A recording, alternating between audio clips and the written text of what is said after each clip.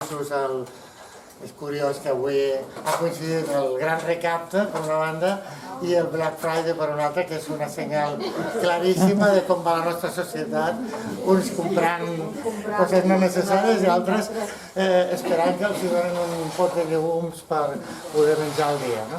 En fi, doncs, bueno, el que havíem anat en bus, hem vingut en taxi i hem arribat quan hem pogut. Bé, doncs, mentre es preparen, per no anar perdent més el temps, doncs, bueno, benvinguts a tots i a totes. Ja sabeu que aquestes tertúlies, que és una tertúlia, per tant, aquí s'espera que digueu la vostra, doncs ja fa 14 anys, l'any que ve serà el 15 anys que les anem fent, homes igualitaris, i tenim avui l'honor i el gust de tenir entre nosaltres l'Alícia Puleo, que tenia moltíssimes ganes de tenir-la i que ens parlés. Faig una breu presentació mentre ella... que Alícia Elda Puleo és filòsofa, és catedràtica de Filosofia Moral i Política de la Universitat de Valladolid, dirigeix el curs online Ecofeminismo, Pensamiento, Cultura i Praxis, juntament amb Dina Garzón, i les seves publicacions, que són més de 100, en diversos idiomes, superen el centenar. Alguns dels llibres els he portat aquí, són aquests, Ecofeminismo per un mundo possible, i sobretot aquest últim, que fa molt poc en la quarta edició que s'acaba de publicar, que és Claves ecofeministes, que és un llibre molt entenedor, l'altre és un llibre molt més diguéssim, filosòfic, no? Però en té molts altres, no? Es conferenciante invitada en numerosas universidades de Europa y América, y es argentina de nacimiento, pero está establecida aquí en España, ¿no? ¿Es así?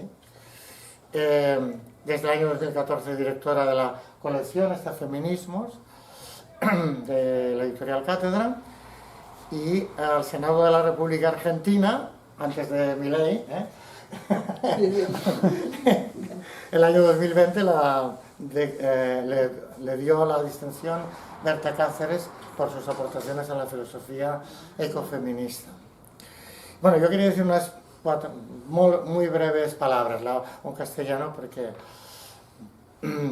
para que se entienda mejor, ¿no? Le hemos invitado porque la situación actual del mundo está poniendo en cuestión nuestra relación con la naturaleza, es evidente, ¿no? Que es lo mismo que plantear nuestra relación con los otros seres humanos y con los otros seres vivos. Y esto tiene que ver con una mirada androcéntrica, de aquel título, ¿no?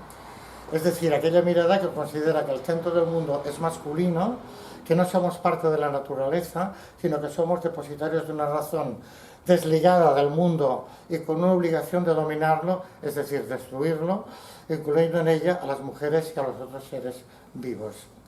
Una razón instrumental desligada también de la mayor parte de las emociones, de la compasión, de la generosidad, de la empatía. El ecofeminismo crítico, que ella propugna y desarrolla, pone en cuestión este papel y cuestiona pues esta masculinidad.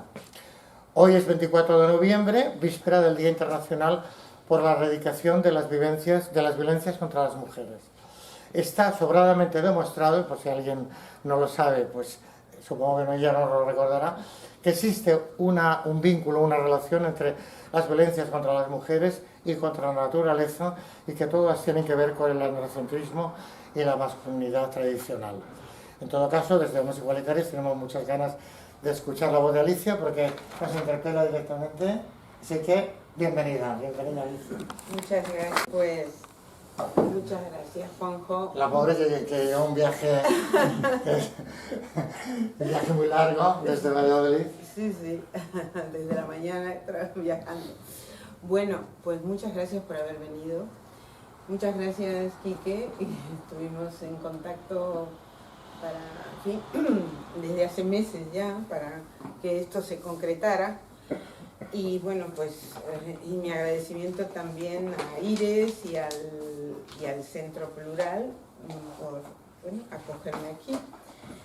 Bueno, lo que os propongo es un viaje muy rápido sobre una serie de aspectos del ecofeminismo que necesariamente voy a tener que tratar de una manera pues un poquito somera, y luego, si queréis, en el debate podemos profundizar en algunos aspectos que os interesen más, etcétera. Bien, lo primero sería preguntarse qué es el ecofeminismo. Supongo que aquí habrá quienes ya saben qué es el ecofeminismo, pero lo importante sería tener presente que el ecofeminismo no es un simple feminismo ambiental. Un feminismo ambiental es un feminismo sensato, evidentemente, que se plantea en algunos momentos en particular, por ejemplo, relacionados con enfermedades que afectan a las mujeres, como pueden ser pues, los cánceres ginecológicos. Se plantea la necesidad de cuidar, por ejemplo, del medio ambiente, porque un medio ambiente tóxico afecta mucho a las mujeres. Nos afecta mucho por razones metabólicas, por razones, digamos, biológicas, que, bueno, como explica Karma Valls, por ejemplo, la endocrinóloga, ¿no? En su libro Medio Ambiente y Salud, el porcentaje de grasa que tenemos es mayor que el de los varones en el cuerpo, y la grasa, las células adiposas son receptores de las toxinas, con lo cual, bueno, pues tenemos más problemas o más rápido. Pero un feminismo ambiental entonces es un feminismo que sigue viendo al medio, a la naturaleza o al medio en el que estamos, como una especie de escenario para lo que son nuestras actividades, ¿no? Como seres humanos. Pero el ecofeminismo, en cambio, es una filosofía, es una interpretación del ser humano y de la naturaleza, una redefinición y un cuestionamiento de toda una serie de certezas que aparentemente tenemos. Entonces, lo primero, no es un simple feminismo ambiental, es una redefinición de la realidad. Una vez que nos hemos adentrado en el ecofeminismo, como sucede con otras cosas, ¿no? Es como adentrarse pues, en los estudios de la masculinidad o de adentrarse en el feminismo. Tenía yo una vez una estudiante que me decía: ay, Alicia, voy a ver películas ahora con mis amigos y cuando yo veo una y ellos ven otra, porque las claves feministas, ¿no?, nos hacen ver pues de otra manera la realidad o la ficción, ¿no? Tenemos otras claves de interpretación. Que es el encuentro entre el feminismo y el ecologismo, al principio, pero también puede ser, en algunas formas del ecofeminismo, un encuentro con el nuevo movimiento animalista, con la defensa de los animales no humanos. Y digo animales no humanos, me vais a perdonar, pero tengo la garganta un poco mal. Digo animales no humanos porque en filosofía actualmente decimos animales no humanos para referirnos al hecho de que no existe un abismo ontológico, un abismo del ser absoluto, sino que hay una continuidad de la vida, una continuidad de los seres vivos, y somos animales humanos. Esto tiene pues consecuencias evidentemente éticas, en fin, políticas, de muchos diferentes tipos. Entonces, es una filosofía y es una praxis. sea que hay teóricas del ecofeminismo y hay prácticas ecofeministas que a veces incluso no se autodenominan ecofeministas, pero lo son. Por ejemplo, movimientos a veces de mujeres indígenas en defensa del territorio, que están en primera fila de lo que es el peligro, de lo que es el enfrentamiento con la devastación ambiental, pues esas son ecofeministas.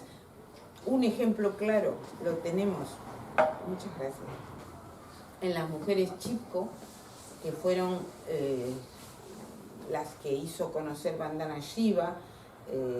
Si habéis leído el libro clásico de Vandana Shiva, Abrazar la vida, Staying Alive, allí ella explica cómo un grupo de mujeres llevadas por una discípula de Gandhi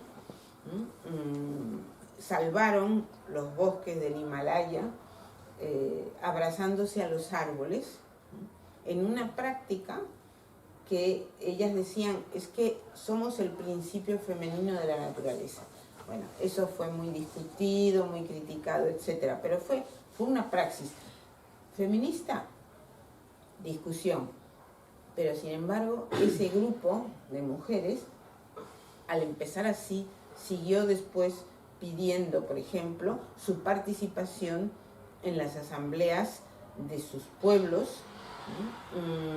Se organizó para luchar contra el maltrato, que era bastante común en sus comunidades, es decir, que llevó adelante lo que claramente son actitudes feministas o praxis feminista. Es una crítica a la dominación. El ecofeminismo es un intento de tener una visión crítica de todos los tipos de dominación, que ya es decir, o sea, quiere terminar con la dominación. Es una cultura de paz. Esto es importante, sobre todo en estos tiempos en que volvemos a situaciones de guerra. Es una cultura de paz, es una utopía en el sentido de un proyecto que no ha tenido todavía su realización, pero la puede tener, y que se plantea conseguir no solo la paz entre los seres humanos, sino la paz con la naturaleza. O sea, ¿y por qué ahora? Pues porque estamos en una situación inédita en la historia de la humanidad. Nunca habíamos tenido la potencia tecnológica que tenemos actualmente para destruir de manera sistemática los ecosistemas. Y esto es nuevo, o sea, porque en la historia se ha destruido muchísimo, ¿no? La naturaleza. Ha habido pueblos que han destruido bosques, etcétera, pero nunca con el poder tecnológico que existe hoy, con la eficacia destructiva actual. Y en un proceso de globalización neoliberal, en donde todo se mercantiliza y en donde todo es visto únicamente como algo para beneficiarse de manera económica, sin pensar en el mañana, sin pensar en las consecuencias casi yo diría inmediatas, porque hace unos años, hace 10, 20 años, el ecofeminismo, el ecologismo, perdón, solía decir, pensad en las generaciones futuras. Pero actualmente es que ya es nuestra generación, es la gente que está viviendo hoy, la que está viendo los desastres, los incendios, las inundaciones, en fin, la devastación. Y no hablemos de lo que son los jóvenes, los niños. Pero eso ya sería un poco el futuro, ¿no? Pero quedémonos en el presente. Los científicos que se preocupan por el cambio climático están asombrados de la velocidad con que se está produciendo, algo que no esperaban ni ellos mismos. Y no estoy hablando de negacionistas, estoy hablando de gente que está estudiando y afirmando que sí se va a producir un caos, un colapso incluso, pero el colapso pensaban que iba a ser hacia finales de siglo, pero parece que se está adelantando muchísimo. Entonces, ¿cómo actuar ante una situación semejante, ¿no? Tenemos factores económicos, evidentemente, pero también tenemos factores culturales, tenemos modos de vida que son modos de vida insostenibles. Y si no tomamos conciencia del modo de vida insostenible, tampoco podremos presionar a los políticos para que, o tampoco vamos a elegir políticos que lleven a cabo los cambios necesarios. Es una hermenéutica de la sospecha. Hermenéutica es interpretación. Hay diferentes hermenéuticas de la sospecha. Por ejemplo, el marxismo ha sido una hermenéutica de la sospecha que nos ha mostrado, que nos ha enseñado que la clase social determina en gran medida, no digo totalmente, pero en gran medida la forma en que pensamos, la forma en que actuamos, ¿no? Entonces, vamos a entender aquí hermenéutica de la sospecha como la forma de descubrir en qué medida estamos condicionadas y condicionados a pensar y a actuar de una manera determinada. El feminismo es una hermenéutica de la sospecha porque nos ha enseñado que el género, que la forma, digamos, en que se nos educa, se nos va formando desde que nacemos, determina en gran medida cómo pensamos, cómo actuamos, los prejuicios que tenemos, etc. Bien, el ecofeminismo nos va a dar un paso más y nos va a decir que la sociedad patriarcal ha determinado también de una manera androcéntrica, o sea, de una manera sesgada por los valores de la masculinidad hegemónica, de la masculinidad tal como se ha ido construyendo, ha determinado la forma en que pensamos la naturaleza y nos ha traído hasta este presente. En ese sentido, la hipótesis, yo diría la tesis del ecofeminismo, es que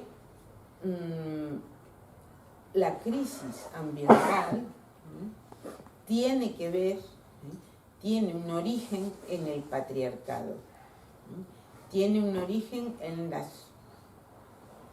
las formas de ser y de pensar y de actuar inherentes al patriarcado. Fundamentalmente la voluntad de poder. La voluntad de poder que hoy en día se expresaría en el dinero, ¿no? Que el dinero es poder.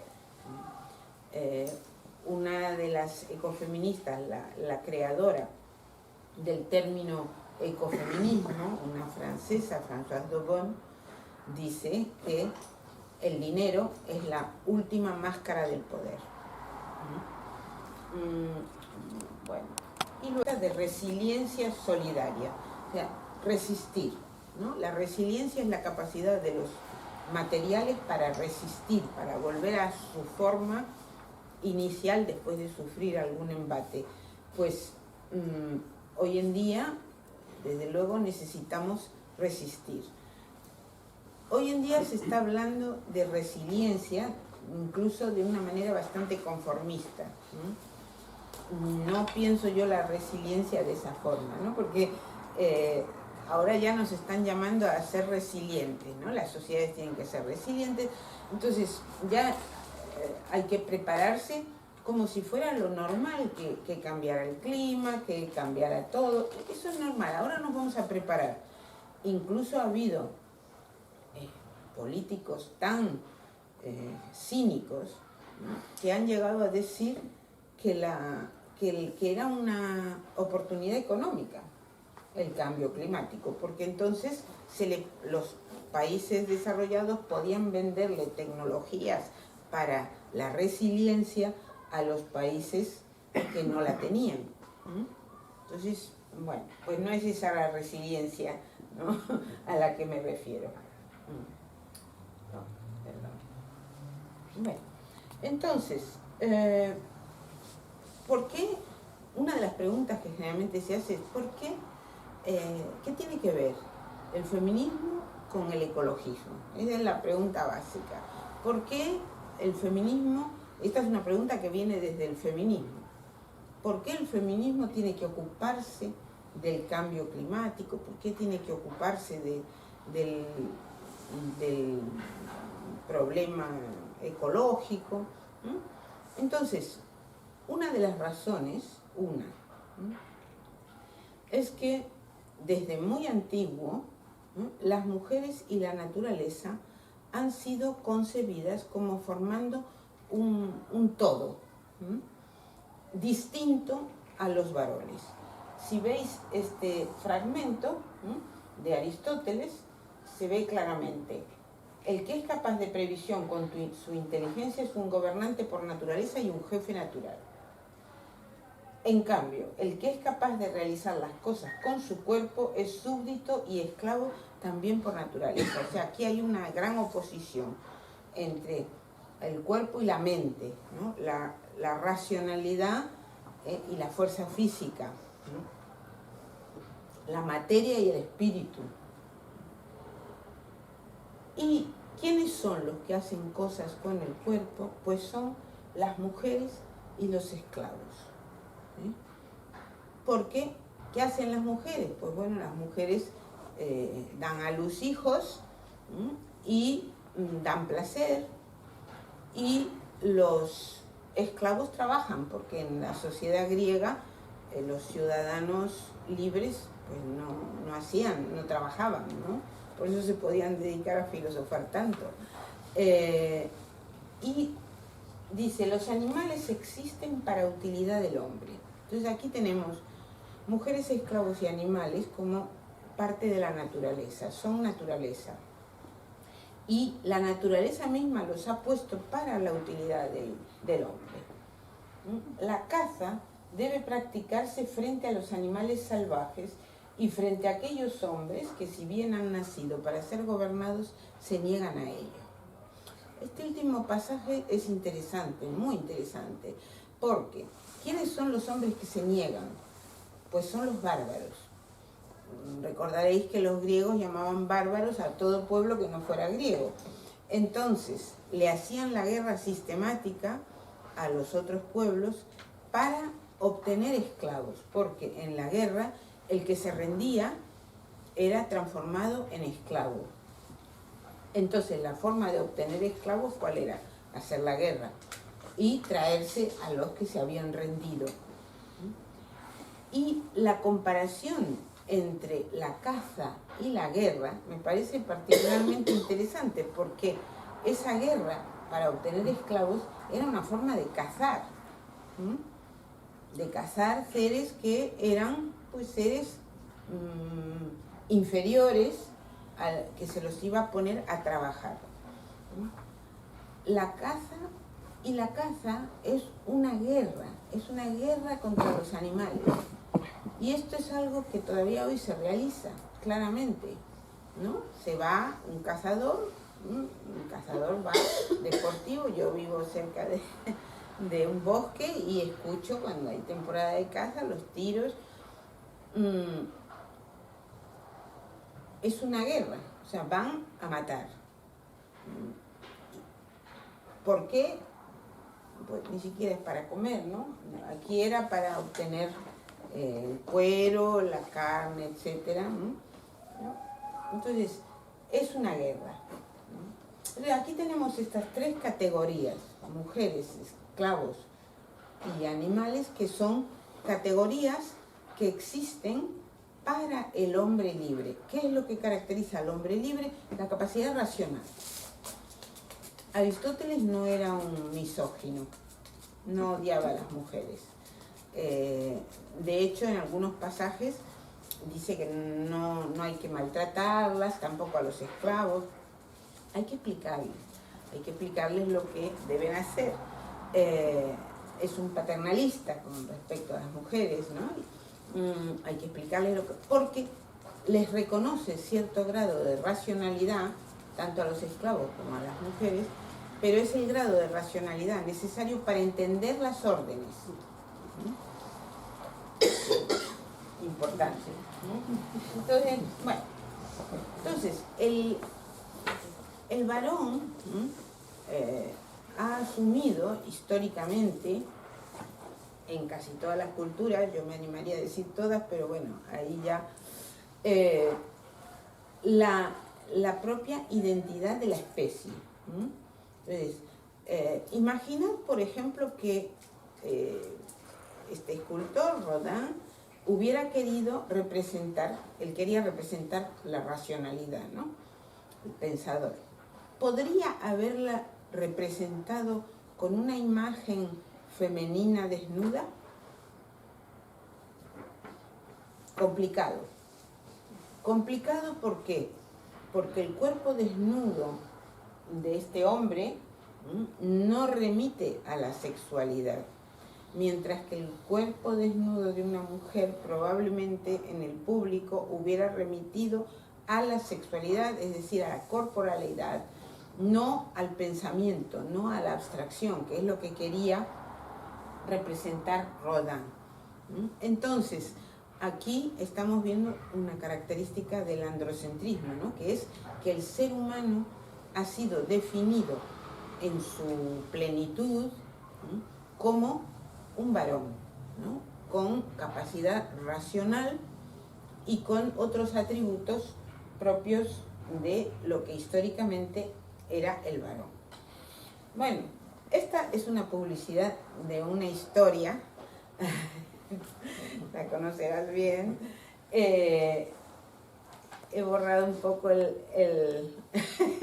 un poco por vergüenza ajena, quién lo sacaba esto hace años ya, pero no tantos, en este siglo por lo menos.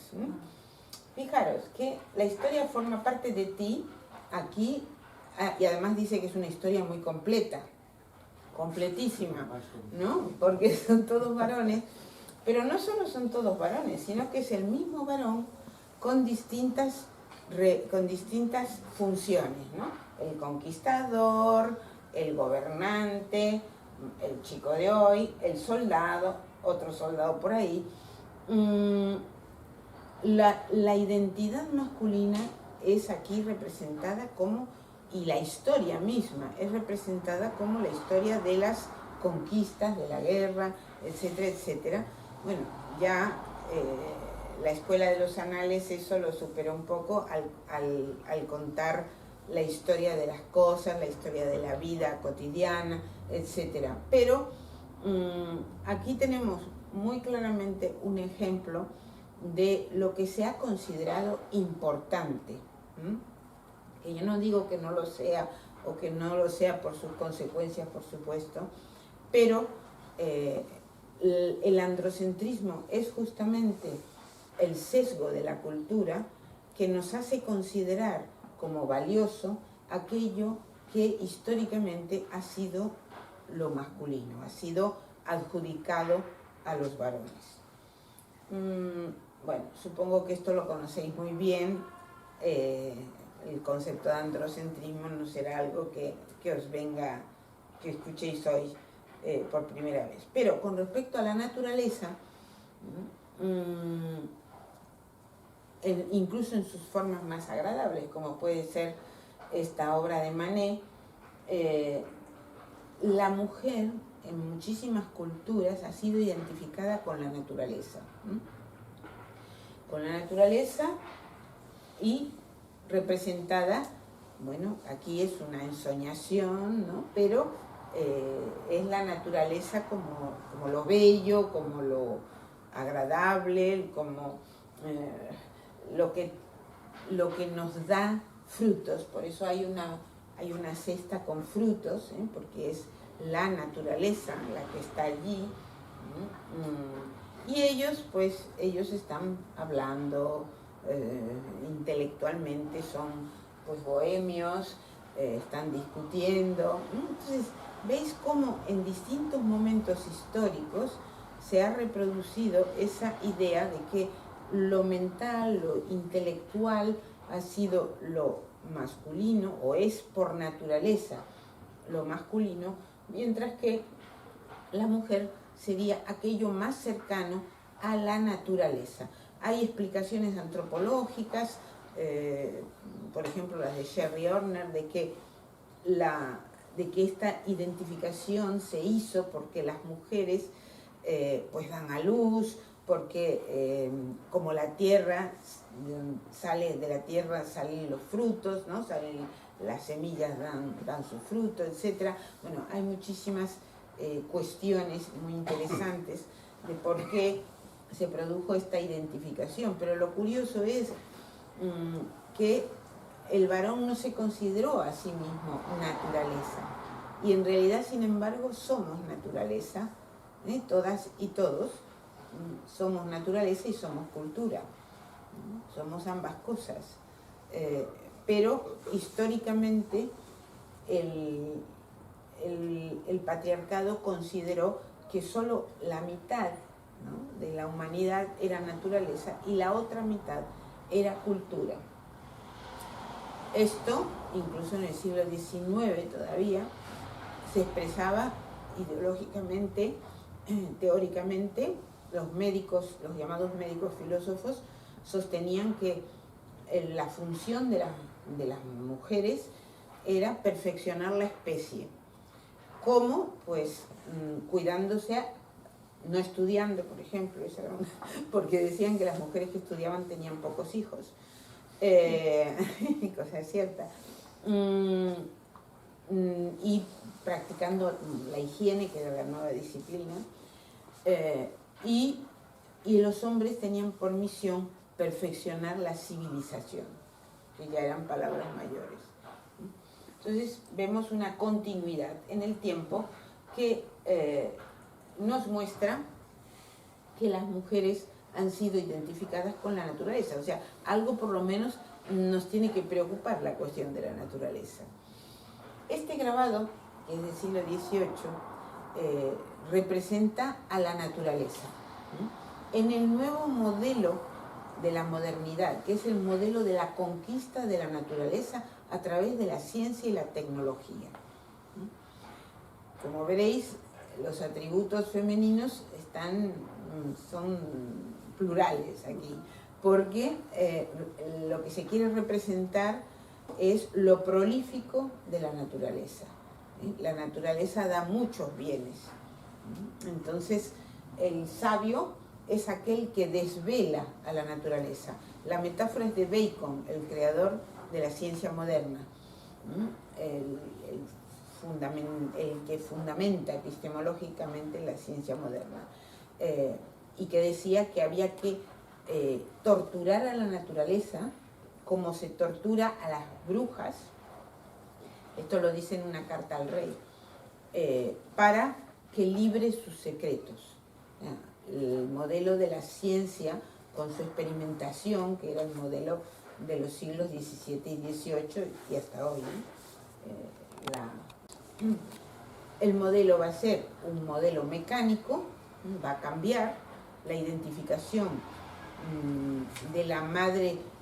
Lo que todavía existe, por ejemplo, en los pueblos originarios de América Latina, la idea de la madre tierra, la Pachamama, se transforma, desaparece, y aparece la idea de la naturaleza como una inmensa máquina que funciona porque Dios le dio un movimiento inicial y que se va, y para poder explotarla es necesario conocer las reglas, y esto es la ciencia moderna.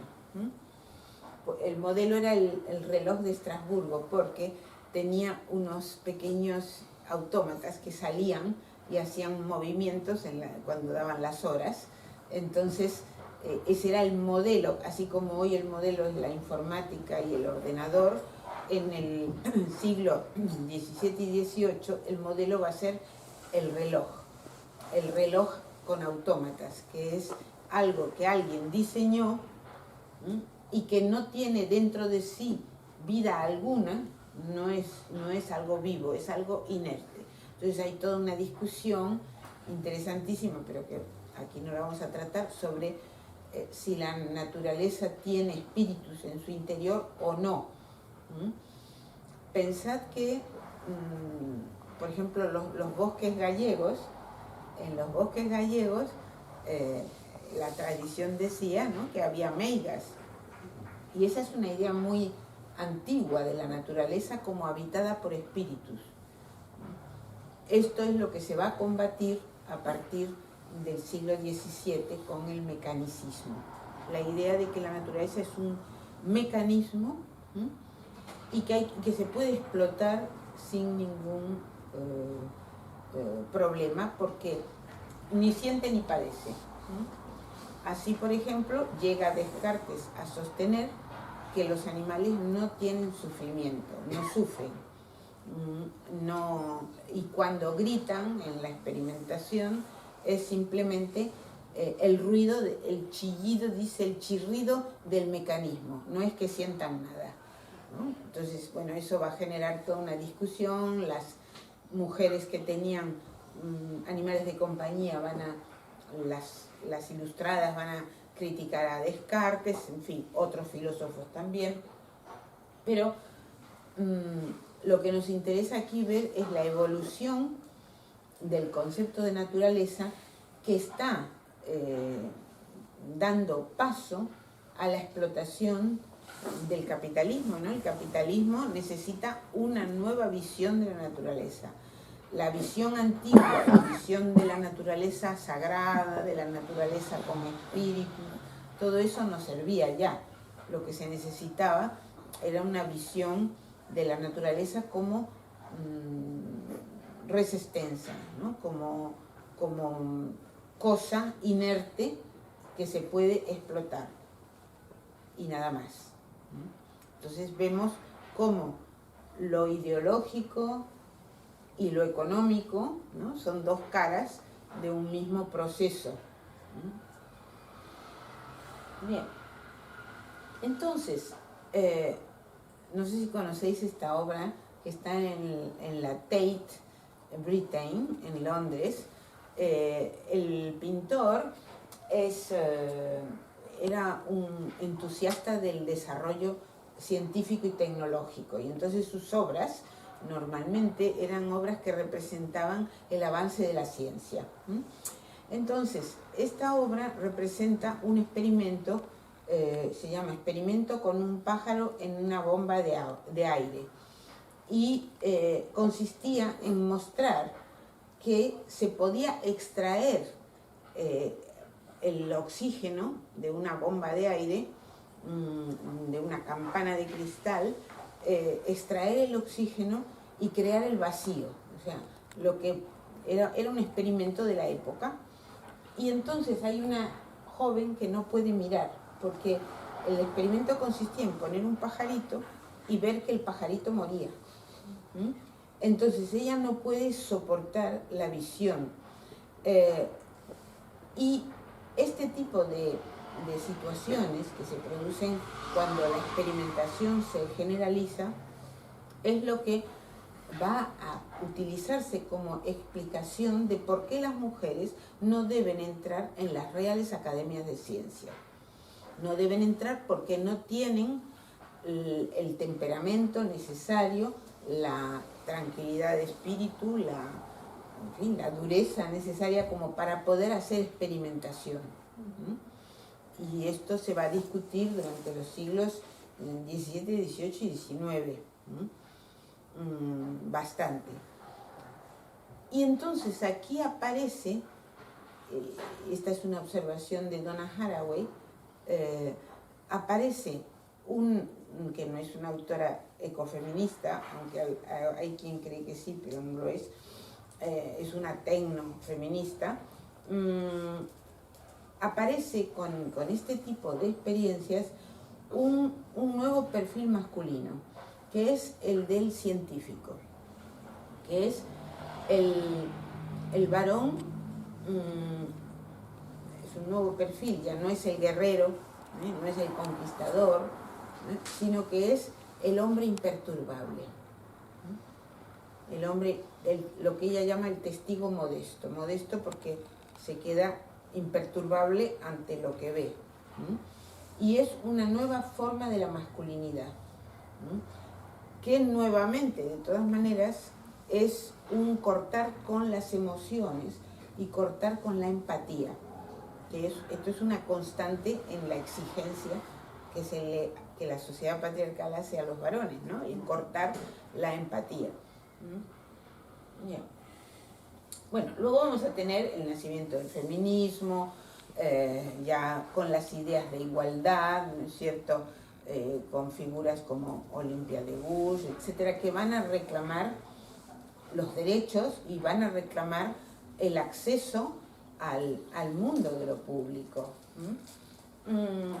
Y esa misma idea de igualdad va a generar en la Ilustración, que la Ilustración es un movimiento que ponía muchísimas esperanzas en la ciencia y en la técnica, sí, pero también, al mismo tiempo, en las leyes y en el principio de igualdad.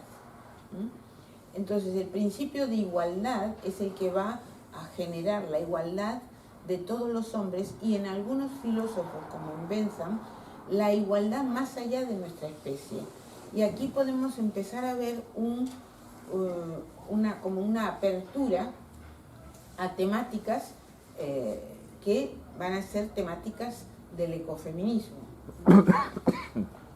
Así, por ejemplo, yo considero que a las sufragistas del siglo XIX, a las mujeres que lucharon por el voto, muchas de ellas también fueron defensoras de los animales de experimentación, compararon la violencia ejercida hacia las mujeres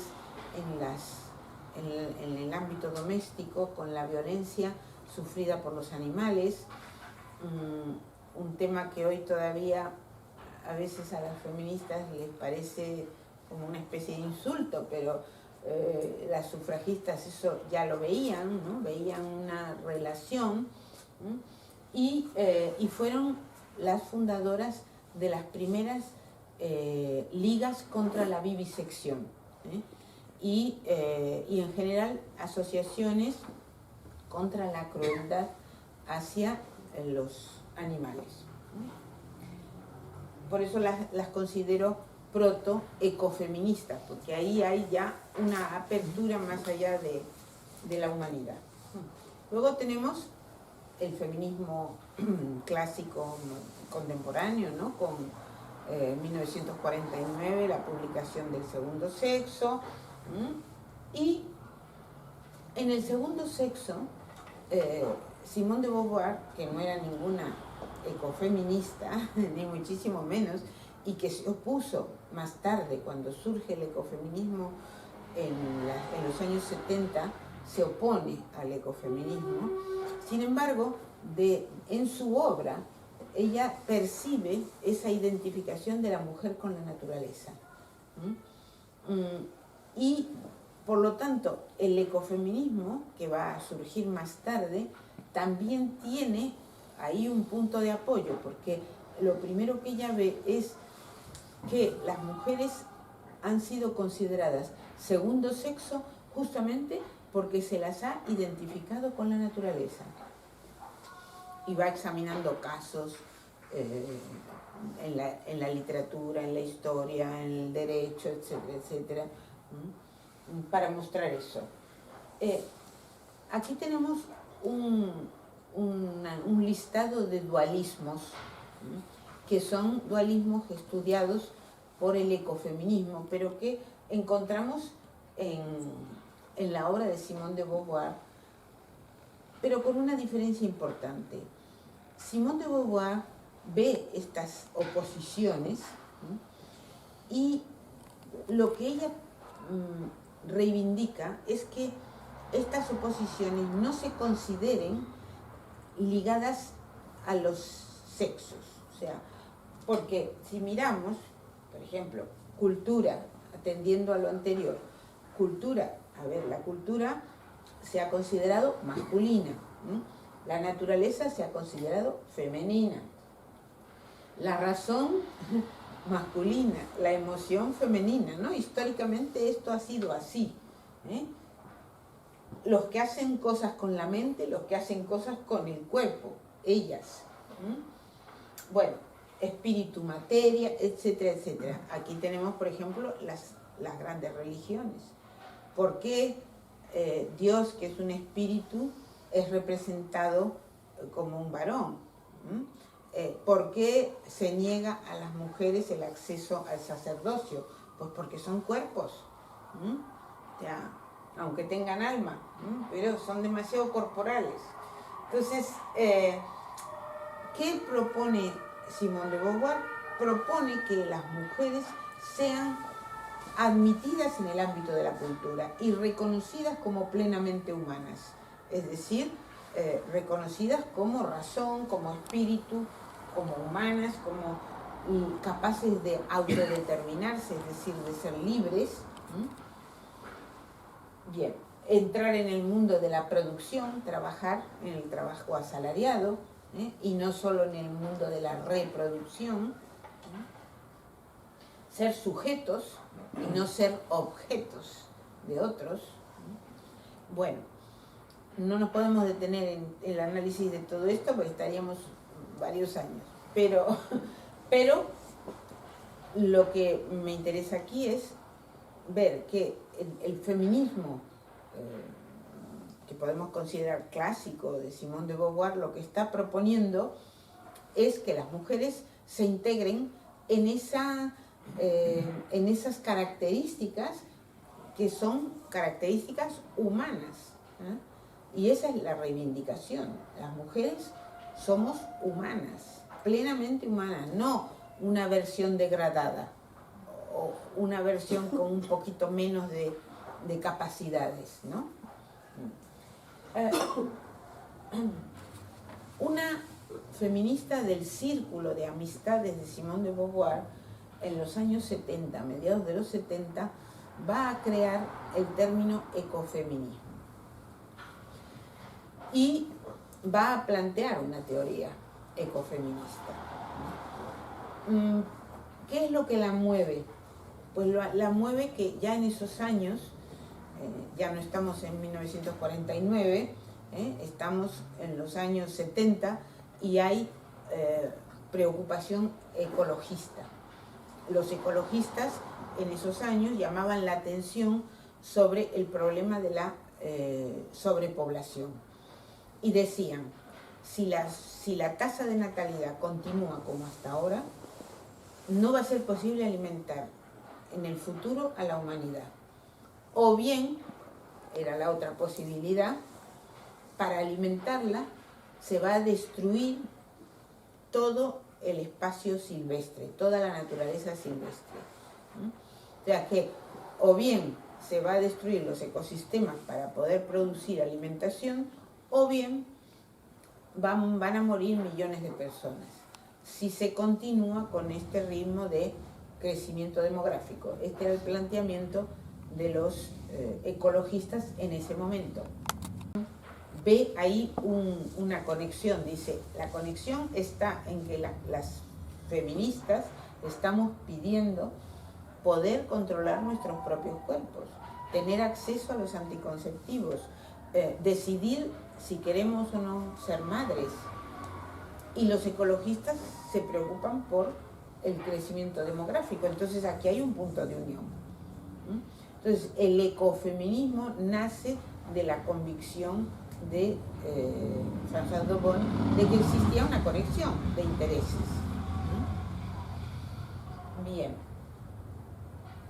Y no va a tener suerte François Dobon en Francia porque las feministas francesas van a ser refractarias a la preocupación ambiental, pero sí en cambio en Estados Unidos, en Canadá, en el mundo anglosajón va a haber feministas radicales que van a comenzar a interesarse por la cuestión ecológica y por el pacifismo, porque estamos en esos momentos en una situación bastante parecida a la actual, con el temor de una guerra atómica por la tensión entre los bloques. Entonces, la Unión Soviética, ¿no?, y Estados Unidos estaban ahí enfrentadas, y el temor a la guerra atómica, a la Tercera Guerra Mundial, era muy fuerte. Entonces, algunas feministas van a generar un ecofeminismo bastante centrado en la cuestión de la paz, de conseguir la paz. Una de ellas es Petra Kelly, fundadora de los verdes alemanes, unos verdes que no se parecen mucho a los verdes actuales, era distinto aquello, bueno, pero ella es la figura principal, ¿no?, de este momento en la cuestión de la paz. ¿Qué formas tiene el ecofeminismo? Pues hay muchas formas de teorizar el ecofeminismo y muchas veces tiene que ver con la disciplina desde la que se hace, si es filosofía, si es sociología, en fin, si es teología. Hay muchas teólogas ecofeministas que, por ejemplo, sostienen que las grandes religiones han ido separando a Dios de la naturaleza, de manera que la naturaleza ha quedado como aquello que el mundo del devenir, el mundo de lo que nace y muere y que no tiene ninguna importancia ni validez, que es algo corrompido, y Dios, en cambio, que está en los cielos muy lejos, ¿no? Esto es toda una línea de teólogas ecofeministas.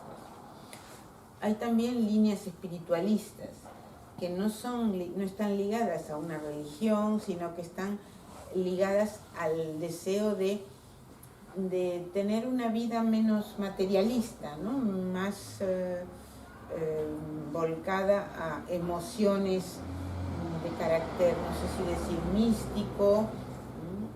Bueno, pues esas formas han generado algún tipo de ecofeminismos bastante populares. Materialista, es decir, partir de la idea, materialismo en el sentido filosófico, no en el sentido de que te gusten las cosas, de que te guste consumir, ¿no?, sino en el sentido de concebir la realidad como material, incluidas las funciones mentales.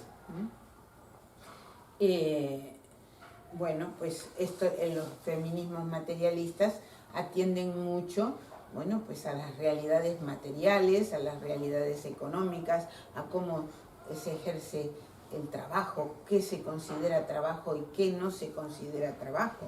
Por ejemplo, señalan que los trabajos del cuidado, los trabajos que realizan las amas de casa, por ejemplo, no son desvalorizados como son desvalorizados los servicios de la naturaleza. Se llaman servicios de la naturaleza en ecología a aquellas cosas que suceden en la naturaleza que son imprescindibles y que sin embargo no tienen un valor económico. Por ejemplo, la polinización llevada a cabo por las abejas es un servicio de la naturaleza. Y de ahí el peligro que tenemos ahora, ¿no? Que si las abejas desaparecen, desaparece la polinización y no hay continuidad de la vida. Entonces, el análisis del materialismo ecofeminista pues es un análisis de cómo se produce lo que necesitamos para vivir, cómo se produce la vida en general y cómo el mundo patriarcal lo devalúa y lo destruye. Luego hay ecofeminismos que se basan piensan sobre todo en los ecosistemas, y otros que piensan en los ecosistemas y en los individuos que componen los ecosistemas. Esto que parece así un poco abstracto, quizás se puede entender en los debates que hay en el ecologismo. Por ejemplo, ha habido últimamente acerca de, habréis leído seguramente, sobre las famosas cotorras, que son animales que han sido traídos, se han reproducido y se supone que afectan a la fauna autóctona, ¿no? Entonces, dentro del ecologismo hay quienes dicen, bueno, pues hay que matarlas. Y otros que consideran que tienen derecho a vivir, ¿no? Más bien las posiciones animalistas son de, bueno, pero ¿qué ha hecho esta pobre cotorra? Solo ser cotorra, vamos a ver, busquemos otra solución, ¿no es cierto? Quitémoslas de aquí, llevémosla a otro sitio, en fin. Ahí este ejemplo muestra la diferencia entre lo que es una preocupación ecologista ecocéntrica, que solo mira el sistema, la estabilidad del sistema, y una preocupación por el individuo que sufre, que es en ética lo que se llama sensocentrismo, o sea, la capacidad de sentir sería la que determina si algo tiene que ser considerado a la hora de actuar o no. Si tenemos que tener respeto hacia ese algo o hacia ese alguien o no. Siento pasar muy rápidamente en esto, pero si queréis después lo retomamos. Ecofeminismos también hay esencialistas que consideran que solo las mujeres son las que están más cercanas a la naturaleza, y otros constructivistas que consideran que son las culturas generadas por la historia las que han alejado o acercado a hombres y mujeres de la naturaleza. Y temáticas actuales en el ecofeminismo, pues muchas, muchísimas, desde temáticas filosóficas hasta cuestiones como el cuidado de la biodiversidad, la relación de la biodiversidad con la diversidad cultural. Porque, por ejemplo, ecofeministas del sur, ¿no?, del sur global, han señalado que el avance de lo que ha llamado, por ejemplo, Vandana Shiva, el mal desarrollo, es decir, un desarrollo monolítico, destructivo, basado en fertilizantes, por ejemplo, en la industria agropecuaria, basado en industrializar el campo, ¿no? Lo que ha hecho es ir destruyendo las culturas locales, ¿no? Y por lo tanto, ¿qué pasa? Pues que los campesinos, tomemos el caso de la India y lo vemos claramente, en la medida en que los pequeños huertos, los pequeños cultivos se van destruyendo y todo queda uniformizado con cultivos transgénicos, la gente pobre que vivía de su cultivo lo que hace es emigrar a las grandes ciudades y termina viviendo en las chabolas sin ningún tipo ya de raíz cultural, porque ya no tienen referentes de ningún tipo. La agroecología, que es una disciplina nueva que trata de disminuir el uso de los pesticidas y de los fertilizantes industriales, etcétera, combinando lo que es el conocimiento científico con el conocimiento de las gentes del lugar. La defensa del territorio, ya hemos hablado de ella, frente al extractivismo. El concepto de extractivismo es un concepto reciente, se refiere a la extracción en el sur global de bienes, que pueden ser minerales, pueden ser de todo tipo, intensivamente, gracias a las técnicas actuales. Por ejemplo, la extracción de minerales en minas de cielo abierto que producen voladuras de terreno gigantescas, envenenan los ríos porque utilizan cianuro y los ríos se convierten en inutilizables, la gente del lugar enferma. Entonces, toda una serie de realidades muy duras. El decrecimiento como una propuesta, la idea de que no hay que seguir creciendo, sino por el contrario, decrecer un poco para poder ser sostenibles, consumir menos energía, consumir menos productos, etc. O sea, vivir de otra manera. Entonces aquí viene la cuestión de qué modelo de vida tenemos, porque si el modelo es el consumismo, desgraciadamente no podremos decrecer en absoluto, ¿no? ¿Qué es la vida buena? Y aquí el ecofeminismo tiene mucho que decir, sin duda, porque la vida buena nos la venden, digamos, como un consumo intensísimo, cada vez más intensivo, que genera la aceleración del ritmo de vida.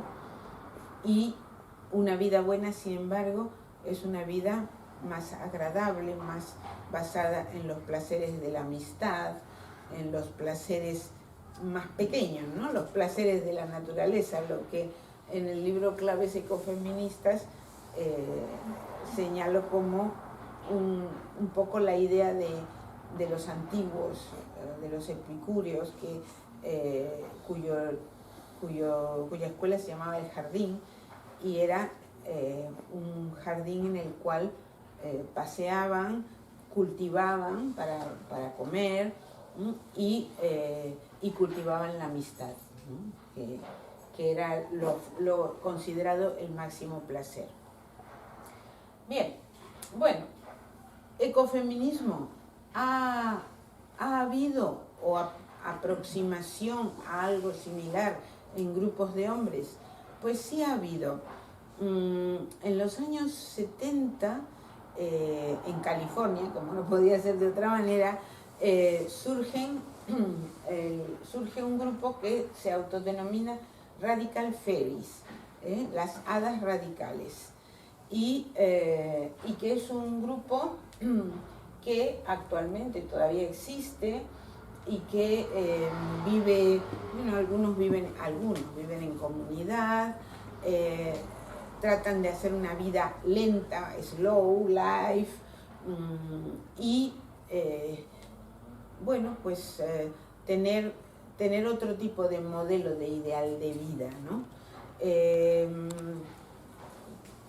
Yo no lo sabía, lo he visto hace poco tiempo, que desde el año 2022 existe una prolongación ibérica del Radical Fairies, que son las hadas del sol, pero que se reúnen en la Alpujarra granadina,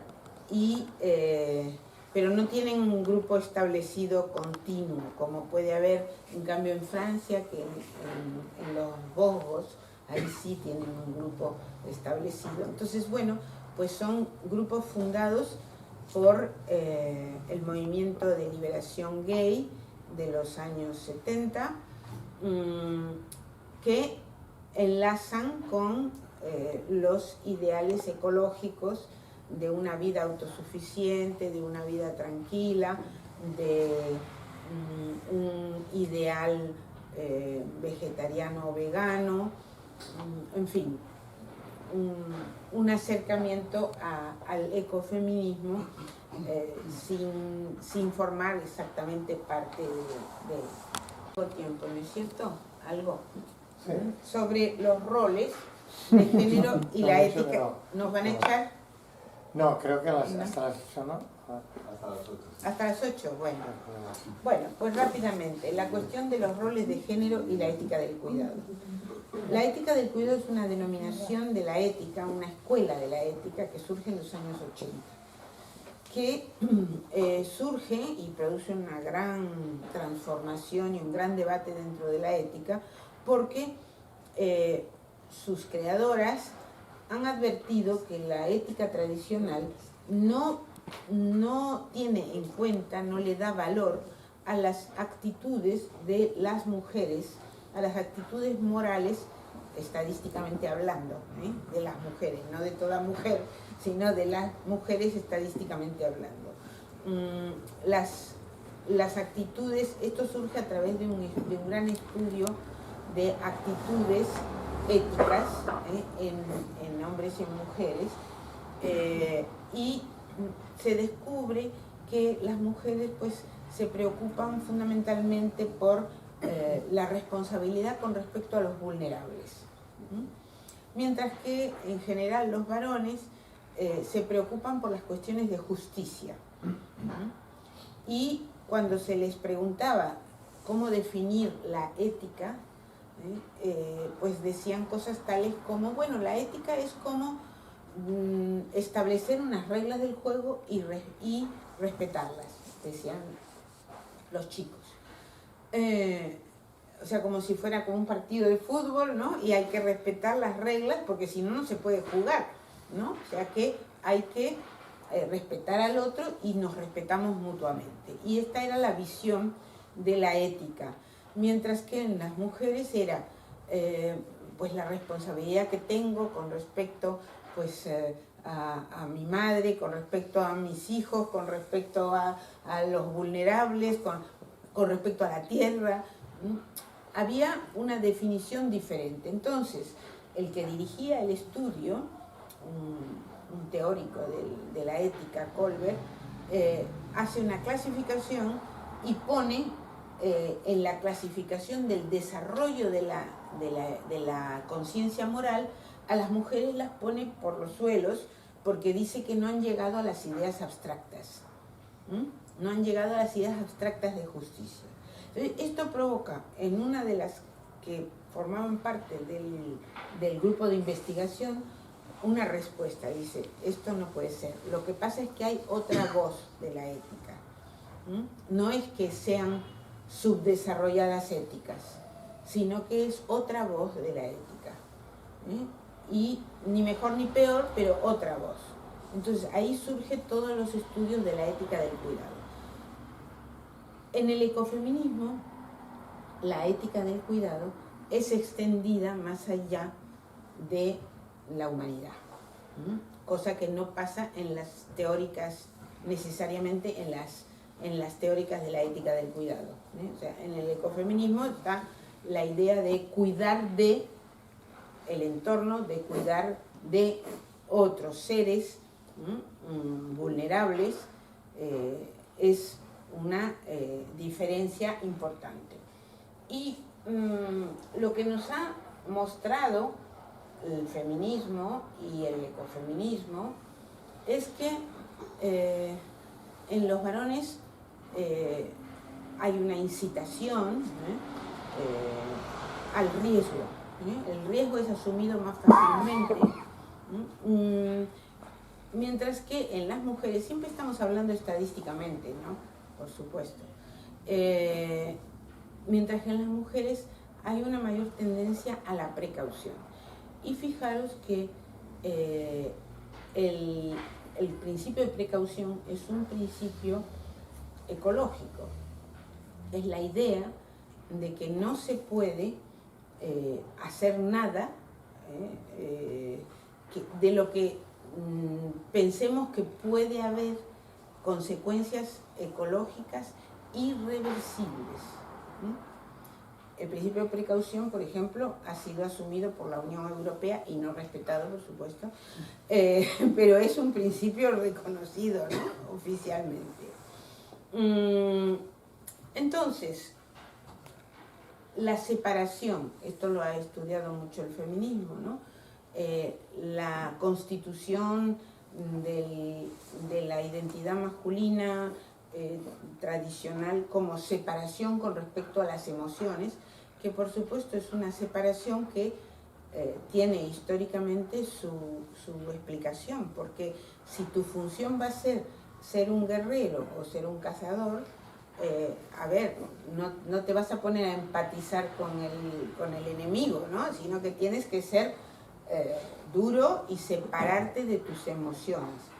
Si tu tarea va a ser cuidar de los niños, cuidar de los enfermos, cuidar de los ancianos, pues entonces la sociedad te va a empujar a cultivar emociones empáticas, sentir con los otros. Esto es fácil de comprender, esa gran bipolarización. El problema que tenemos es que un mundo construido en base al principio del riesgo y que desestima o menosprecia el cuidado y la precaución es un mundo actualmente muy peligroso. Es un mundo que está siempre yendo al límite. Y esa es la cuestión. Bueno, me encanta. Aquí ya no lo tenéis ya, pero por suerte. Entonces, ¿qué queremos, no? A ver, que el feminismo, yo vengo del feminismo de la igualdad y quiero la igualdad. Pero ¿qué igualdad también, no? Porque si la igualdad consiste en querer absolutamente todas las formas del poder, sin ningún tipo de excepción ni de crítica, pues a lo mejor eso no me convence. Yo sostengo que las mujeres, al venir de una cierta tradición periférica o posición periférica, tenemos una cierta capacidad, estadísticamente hablando, crítica con respecto al androcentrismo de la sociedad, ¿no? Entonces, un poco sería, por poner el ejemplo, ¿qué queremos? ¿Ser toreras o abolir la tauromaquia, ¿no? O sea, queremos la igualdad así a secas, acrítica, o queremos una transformación, queremos igualdad y una transformación social. Lo mismo, bueno, con respecto a otras actividades destructivas. Y, cosa interesante, estamos observando la emergencia, la aparición de actitudes distintas con respecto de varones con respecto al otro, en el sentido de el otro, el inferior, ¿no? Cosas interesantes, formas en que se reivindica el poder ser empáticos, el poder, en vez de matar o de destruir, que es lo que siempre se dijo, que conquistar, que era lo que tenía que hacer el varón como mandato. Castiglione, por ejemplo, uno de los escritores del Renacimiento, escribe un manual para el caballero y la dama de corte, y en ese manual dice, el hombre debe conquistar. y la mujer debe conservar.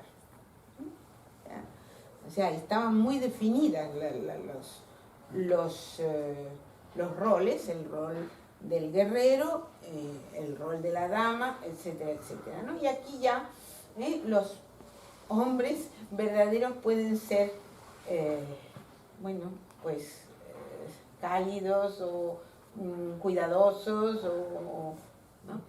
Y no sé si recordaréis, esta imagen está tomada de la primera película de Avatar. Y es una de las escenas finales en que el personaje principal, Jake, está luchando contra el coronel Quaritch. El coronel Quaritch representaba el hombre blanco colonizador y Jake era el que defendía a la tribu originaria, etcétera, etcétera, y defendía la naturaleza, porque Quaritch venía a destruir, para extraer minerales, venía a destruir aquel mundo maravilloso, etcétera, etcétera, ¿no? Y la he recogido para pensar un poquito que la cuestión del ecofeminismo y de la masculinidad hegemónica tiene que ver con el apoyo a una visión orgánica o un mundo orgánico frente a un mundo mecánico. Y frente a un mundo mecánico que ahora también quiere ser un mundo híbrido, porque ya estamos hablando, bueno, no yo, pero se está hablando de los robots híbridos y de los implantes de chips y de toda clase de cosas que son artificiales en el cuerpo humano. Entonces aquí tenemos un enfrentamiento de dos paradigmas también. El paradigma orgánico de la vida natural y el paradigma de la dominación científico-técnica. Y son dos formas también que se presentan como dos formas o bien de masculinidad, sobre todo la técnica, y femenina lo orgánico, esa es la visión tradicional, pero que hay algunas disrupciones en donde también los varones se presentan como los defensores del orgánico. Es una cosa interesante esta. Bueno, aquí os quería resumir las propuestas de ecofeminismo que hago, pero prefiero parar aquí para que podamos hacer un debate, una discusión, si tenemos poco tiempo. Me parece más interesante. Y luego ya tenéis claves ecofeministas o lo que queráis para ver un poquito más lo que propongo. Nada, pues muchas gracias.